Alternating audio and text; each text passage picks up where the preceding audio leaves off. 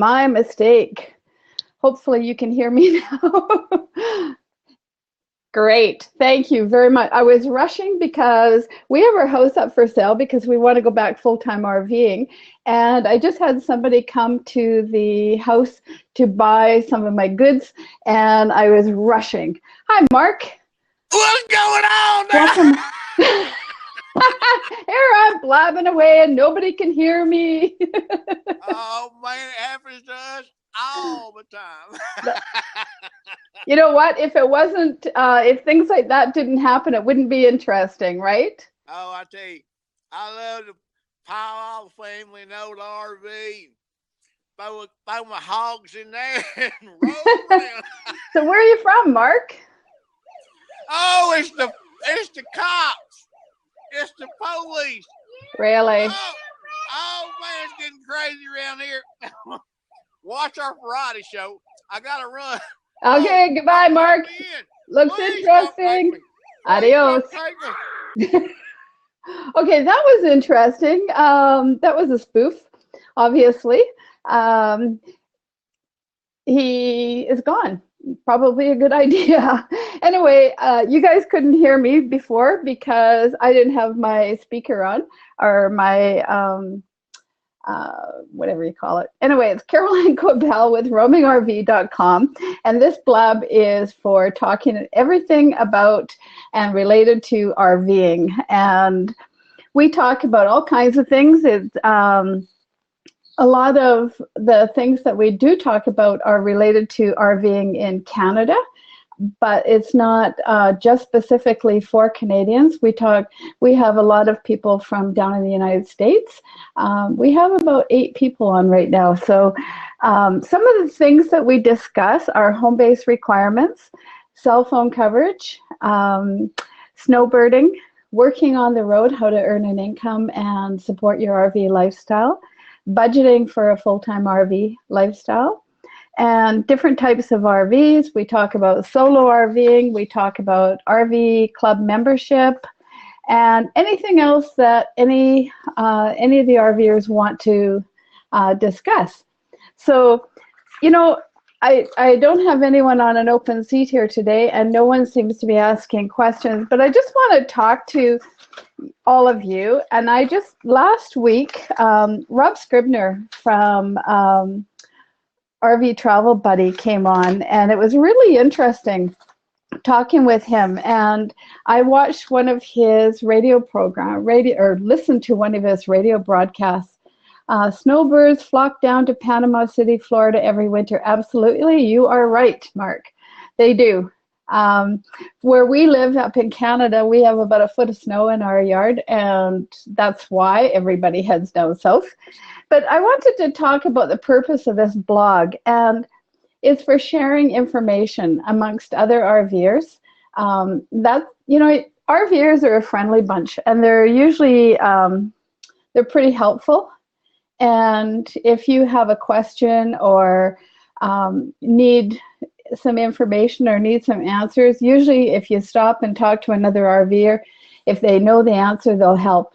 We're a friendly bunch, okay?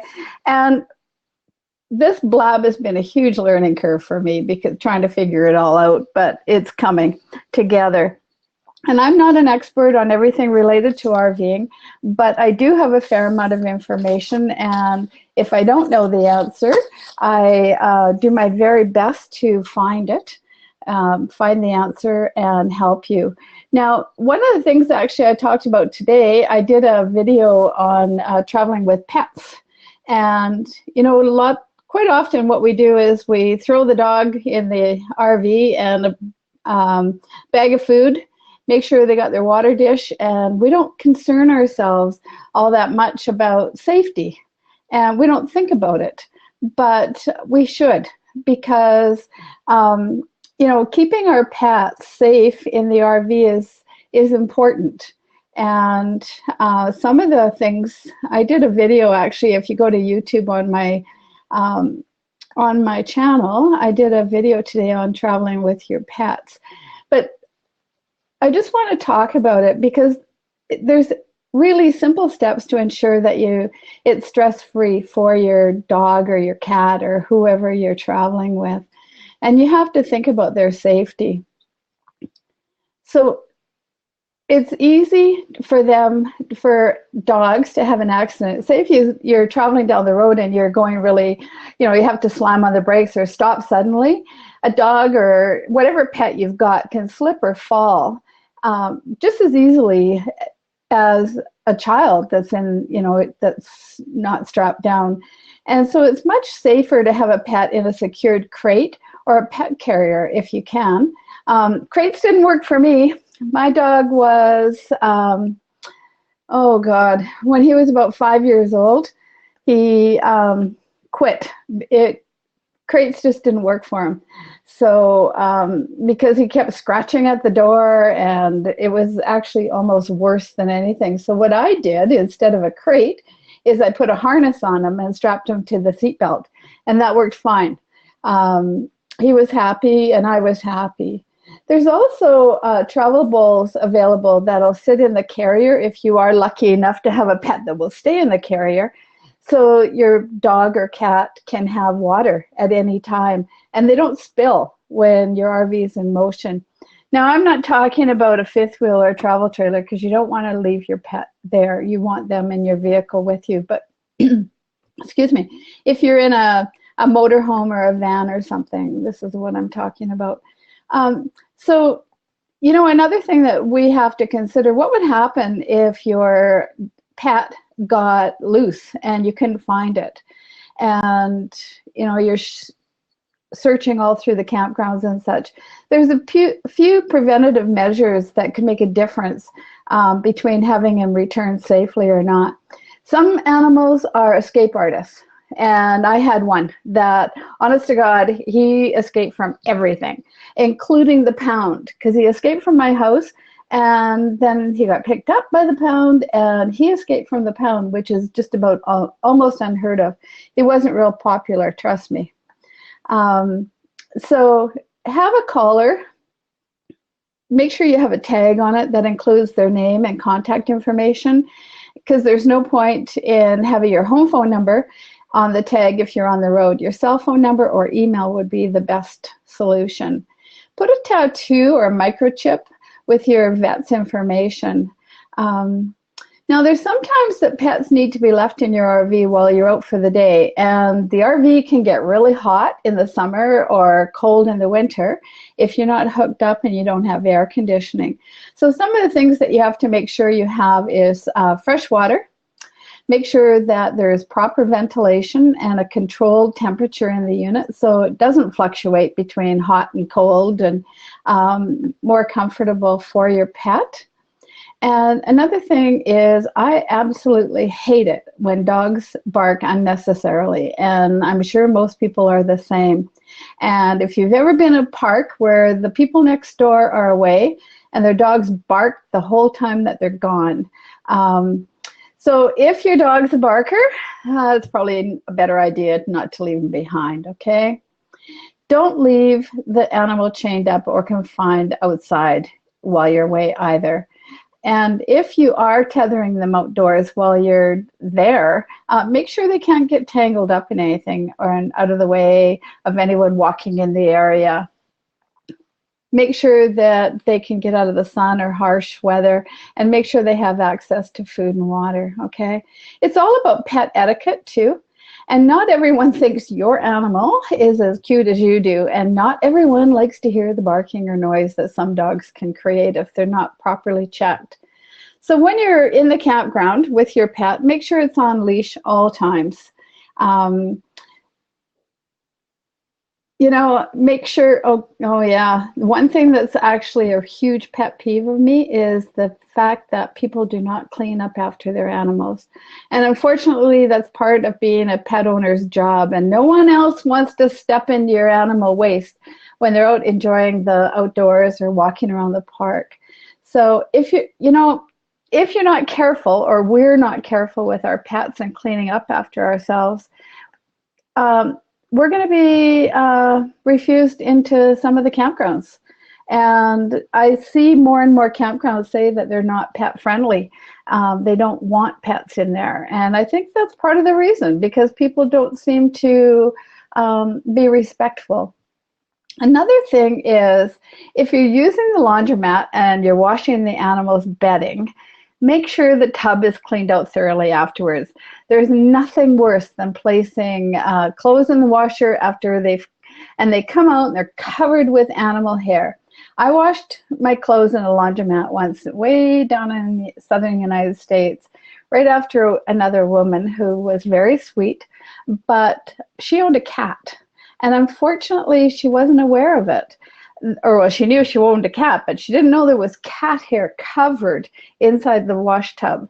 And I wasn't really happy about it, but she was so sweet, and I didn't want to hurt her feelings, so I never said anything. But I'm much more cautious now. So if you are using the washing machine to wash your animal's bedding, maybe do a second wash through while your clothes are in the dryer or something. Just make sure that the tub is clean for the next person. So there's things that you need to bring for your pet safety. Medical information such as inoculation records. Make sure that their rabies shots are up to date and have a record of them. Vet's emergency contact information. If you have any medicine or you need a prescription renewal, make sure you've got it or an extra copy of it. Bring emergency medication such as for ticks or fleas. Bring a leash, a collar, a tether, crate or a kennel, or in my case, a harness. Bring a food dish, a water bowl, travel water bowl, and their food. Now, it's not always possible to purchase their favorite food where you're traveling, so bring a good supply. Now, the other thing is, if you're traveling internationally, like say from between Canada and United States, you can bring the dog food with you, that bagged dry dog food. The problem is it has to stay in its original bag. You can't take it out and throw it into a container. You have to have it in its original bag, okay? So that's important. Waste bags for cleaning up. Bring their favorite toy and sleeping pad and some treats. That way they'll feel comfortable. And bring their grooming tools, such as a brush or shampoo. Now, prevent problems before they happen. When you're making campground reservations, make sure it's pet friendly and let them know you have an animal traveling with you. It wouldn't be pleasant to arrive and find out that when you get there that you can't, your dog or cat isn't allowed in the campground, and you've been traveling all day and all of a sudden you realize that you're not welcome. Okay, so that's something you should think about. Bring along an emergency first aid kit specifically for the animal. Have a color photo of your pet just in case they do get lost. You'll want to put up posters because accidents do happen. It's not always possible to completely avoid them, but by being prepared and aware of the potential dangers, it's possible to prevent them from happening, at least for the most part.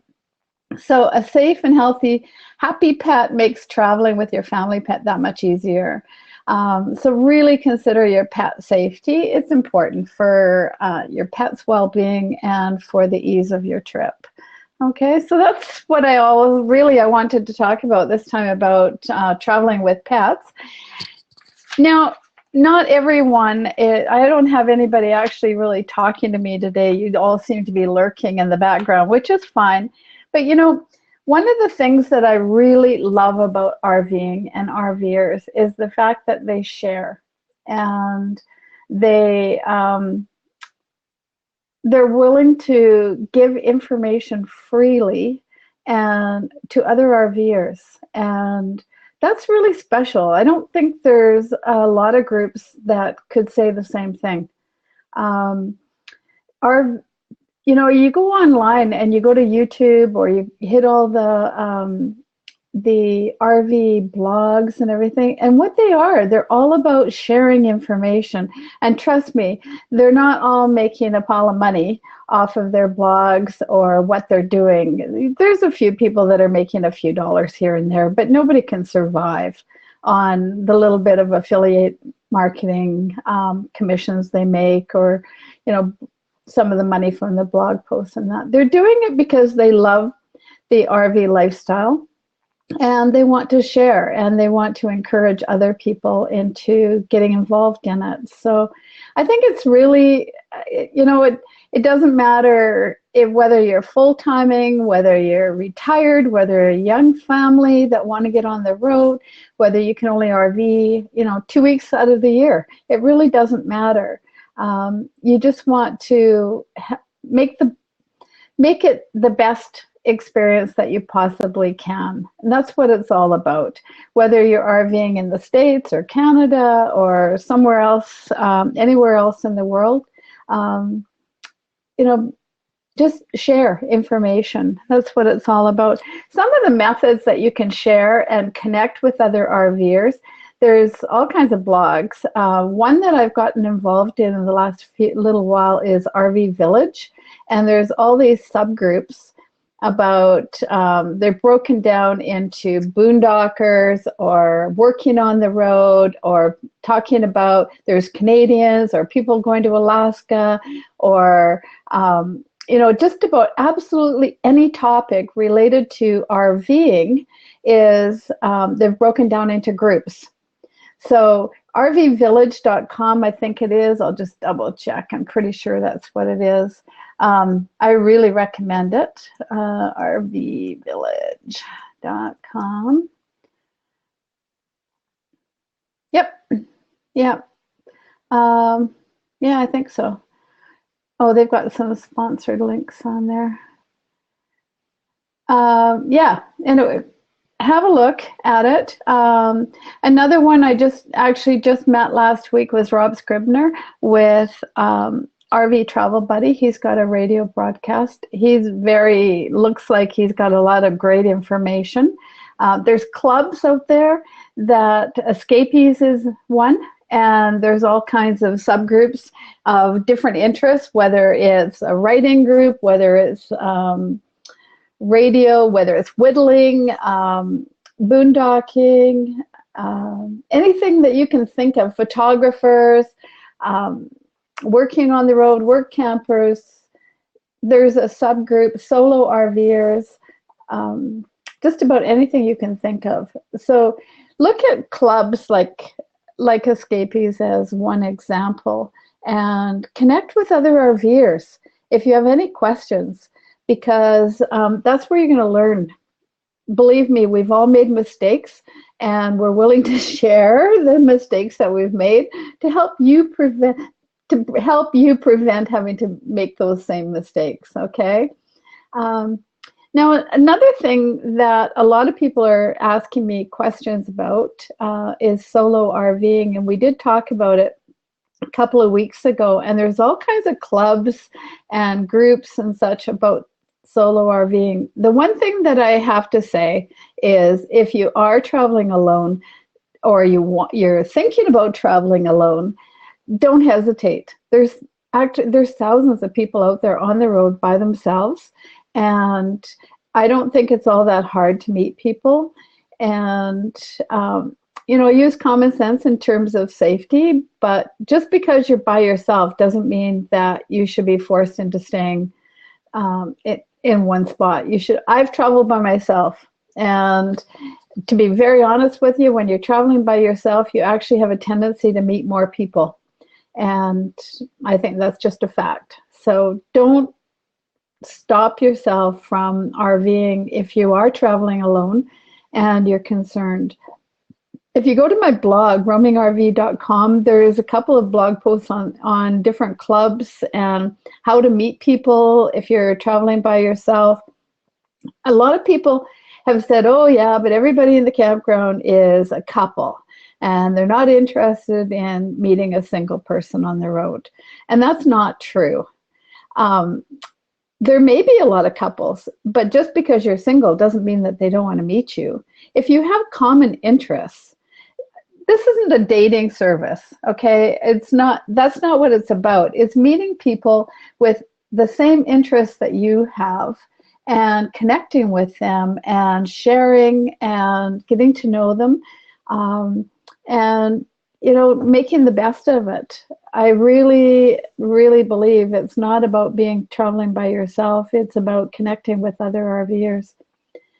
Another thing that we've talked about and is work camping, and I've sent out an invitation to Work Camper and for an interview, and I'm hoping in the next few weeks that I can talk to Steve or somebody from Work Camper, and we're going to talk about their organization, because I do know someone in this group has been offered a position through Work Camper here in Canada, actually.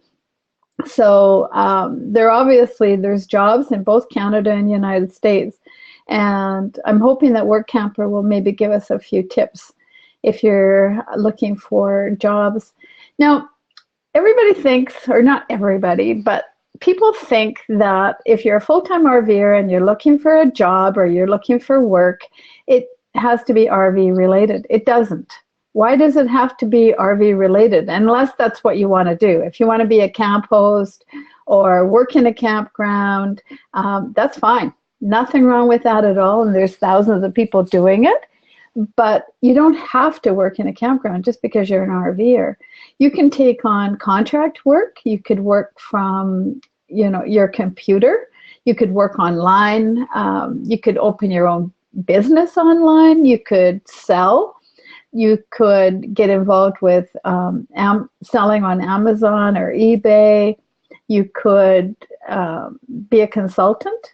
Everybody's an expert at something, and the information that you have, somebody out there needs it or wants it, so you could do something like that. If there's temp agencies in every city in North America, practically, if you get into an area for a short period of time, you can register with a temp agency. If you register with a temp agency that is like a chain service, they have your file. So if you're going from one major city to another, they know who you are. So all your records and everything are probably on the computer, and you don't even have to go through all this applying continuously. Okay, if you are there's construction jobs, there's office jobs, there's janitorial, just about, there's jobs at McDonald's and coffee shops, and in Canada here we got Tim Hortons, and of course in Canada and the United States we have Starbucks, any mom and pop little restaurant. It depends on how much money you need or what kind of work you want, what kind of stress level you even want too. But if you can work online, I do a lot of freelance writing. I write for a number of magazines. I have a couple of regular columns with some RV magazines, and I can work anywhere as long as I've got internet service and I have my computer. I can work. I'm not stopped. As a matter of fact, last fall I was in China for 6 weeks, and no one even knew I was gone because I sat in Starbucks in Shanghai and did all my work. Not a problem. Never even missed a beat. So it's possible. And there's all kinds of online businesses a person can run. Just if you do some Google searches for the type of work that you do or your skills or interests, I'm sure that you'll come up with something. There's also volunteer work. Habitat for Humanity is one. They're building houses all over the world, actually. And the Red Cross is another way of volunteering. Most communities have a volunteer network that when you go into a community, or you can check ahead of time and find out where your skills are needed. And I pretty much guarantee that there's somebody somewhere that could use your help. So that's something to think about. The one thing you have to remember, if you're Canadian or American, it's difficult to work in each other's country. You need to have a green card. So, don't think that if you're a Canadian that you're going to go down into the United States and work your way across the continent or the country or whatever, because that's not going to be possible unless you have a green card. If you have a skill or something that they're in need of and you can get a green card, well, good on you. The same thing for Americans coming up into Canada. You can't work up here either without a work visa. So that's something that you need to consider. Volunteering in each other's country is, I think it's frowned upon. I don't even think legally that you can, because you're actually taking work away from someone else. So, that's something you really have to think about and ask questions about. Now, if you're applying for a job and say you're in Oregon and you're going to Arizona and you're American and there's campground jobs or a job somewhere that you want to do, and it's a temporary job or such, well, what you do is you contact the employer and you send your resume, make sure you have a resume. If it's a campground job, send a picture of yourselves and your unit. And if you happen to have a dog traveling with you, take a photo of your dog. And, it's easy, or it's possible to, like 2 or 3 months before you're going into an area, to contact the campground owners or park managers in the area that you're heading. Excuse me. And even phone them and ask whether they'd be interested in receiving your resume and forward it. If you do get an offer, make sure you're really clear on what the job is that you're discussing. What are the duties? What can you expect in remuneration? Will you get a site or not? Be very clear between you and your prospective employer as to what is expected from both of you, because sometimes some of these RVers or campers will get into a campground thinking, oh, they get this free site and they only have to work for a couple of hours a day and such like that. And they didn't realize that it involved cleaning the washrooms. And then they're not really happy when they get there. So make very clear. And don't forget, they're interviewing you, but you're interviewing them too. Just have it in writing and make sure that you and the prospective employer are assured of what the expectations are on both sides of the fence. Okay, that's something to be really, really clear on. Let's see.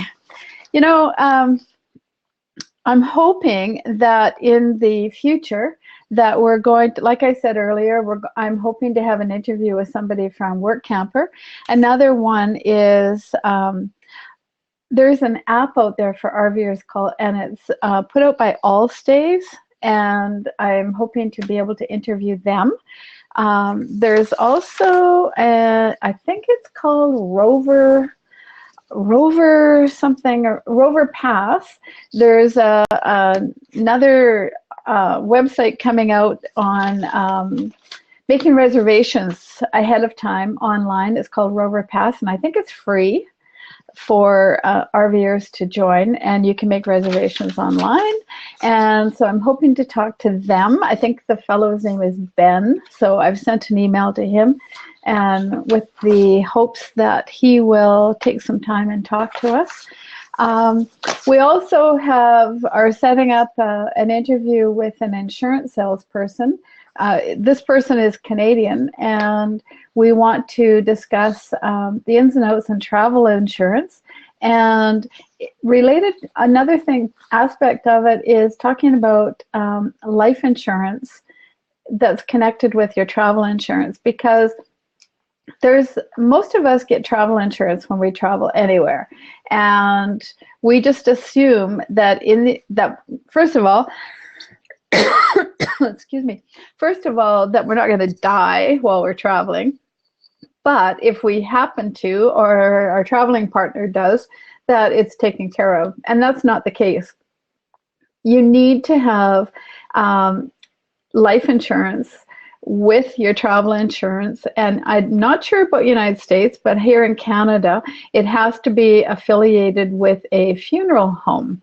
So, and it's possible to set it all up really easy. So in the event that yourself or a traveling companion happens to pass away on a trip, the surviving partner, all they have to do is make a phone call and everything's taken care of. And it's not expensive. It's not really expensive. But that's something that a person should really think about, is the life insurance aspect of the travel insurance. Think about it and be aware of it. Now, the other thing that we're going to talk about, not necessarily today, but is medical coverage for Canadians if we're out of our province. And we're going to get into much more detail on that. And I'm hoping to have someone who knows what they're talking about, that works for MSP or one of the insurance companies across the country, so that they can give us the straight goods on medical insurance. Because something that we have to consider, you have to be in your home province here in Canada for a certain length of time. And a lot of people think that if you go out of the province but you're still in Canada, that you're covered. But that's not necessarily true. So that's something that we have to talk about in more detail. We're going to talk about social media, some of the ways of connecting with other RVers, Facebook, Blab sessions, YouTube, through blog posts, Twitter. Oh my God, there's like hundreds of them. And we're also going to talk about RV clubs and the pros and cons of joining them, whether you should join them, what are the benefits, what the expense worth it. Another thing that we've talked about recently is Thousand Trails. And I'm not a member of Thousand Trails, and I don't get any benefit if you happen to go with it. But it also depends on the amount of traveling you do and if you're traveling in one specific area. So I'm going to be talking more about Thousand Trails. One of the clubs that I want to talk about is Escapees.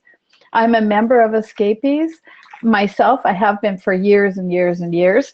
And that was because when I was traveling all through the United States quite a few years ago, I discovered Escapees. And like a lot of new people to RVing, I didn't know a lot, to be very honest with you. And I had a lot of questions. I still do. And I joined the Escapees Club, and my God, I was absolutely shocked at the people, how wonderful they were, and what a resource of information Escapees was. So we're going to talk about Escapees in more detail. And let's see, what else? Home-based requirements. We talked about cell phone coverage. If you go on my YouTube channel, roamingrv.com, through YouTube, I think I have a video on one of our Blab session, Let's Talk About RVing, and we talked about cell phone coverage for snowbirds, because Canadian cell phones are expensive. There's just no two ways about it. Where mind you, everything's expensive up here. So, but we talked about some of the plans and some of the ways that Canadians can stay in touch while they're in the States. And so that's on one of our Blab sessions. Another thing too is physically challenged. I got an email from a lady who is physically challenged. She's got some medical issues, and that's prevented her from getting on the road. And I think, it's easy for me to say, oh, you can do it. But just because you're physically challenged or handicapped or disabled in some way, a good portion of the time, the RV can be altered to accommodate you. As an example, if you're in a wheelchair, it's possible to put a ramp or a lift in the door to accommodate you so you can get into the RV. you know, if you're in a wheelchair, probably a travel trailer or a motorhome would work. A fifth wheel might be a little difficult because you've got the steps going up into the bedroom, but not impossible. It depends on your level of disability. But there's things that you can do. Just because you're handicapped, don't think you have to stay at home. Get out on the road, enjoy yourself. There's so many people out there, and there's ways of doing it. Okay? So I think that's about it for today. No one else seems to be wanting to get on and ask me any questions. So I've just been blabbing away by myself as normal. But I'm going to, yeah, we've got some questions from other people that, you know, topics that we're going to talk about too is condensation in cold weather. Let's see, life insurance. I talked about RV Travel Buddy. I just listened to some of his RV Talk Radio. I listened to some of his radio broadcasts and found them extremely helpful. His name is Rob Scrivener, so I was quite impressed. And he makes recommendations from other RVs, you know, couples or people that are on the road and who share information. So I think I'm going to leave it at that for today. And if you do have any questions or topic that you would like me to discuss, contact me at carolann@roamingrv.com or visit my blog, roamingrv.com, and send me an email, drop me a note, and we'll try and bring your topic up and if you have any specific questions, I'll do my absolute best to find the information for you. And if I can't find it, I'm sure someone else can. So I'll just leave it at that for today. And thank you very much for listening and being involved with Let's Talk About RVing for Canadians. And I hope to see you here next week at 4 o'clock Pacific Standard Time, same time. And in the meantime, have a great week, everybody, and we'll hope to talk to you soon. Thank you.